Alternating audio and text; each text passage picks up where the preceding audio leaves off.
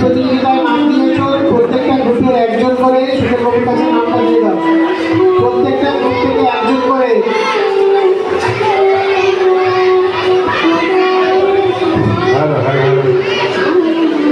প্রত্যেকটা গ্রুপ থেকে একজন করে মঞ্চে চলে এসো।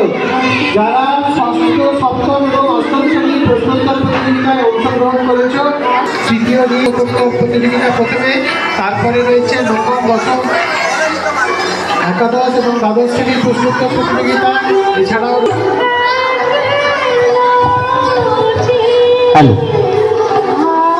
বাৎসরিক সাংস্কৃতিক প্রতিযোগিতার আজ তৃতীয় দিনের যে আকর্ষণীয় প্রতিযোগিতা, সেটি হচ্ছে প্রশ্নোত্তর প্রতিযোগিতা। পঞ্চম, ষষ্ঠ, সপ্তম এখনো আরেকটি প্রতিযোগিতা, প্রশ্নোত্তরের আরেকটি গ্রুপ রয়েছে।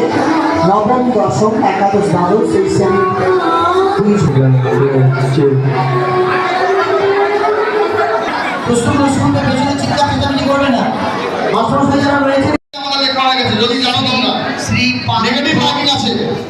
শ্রী পান্থ কার ছন্দ।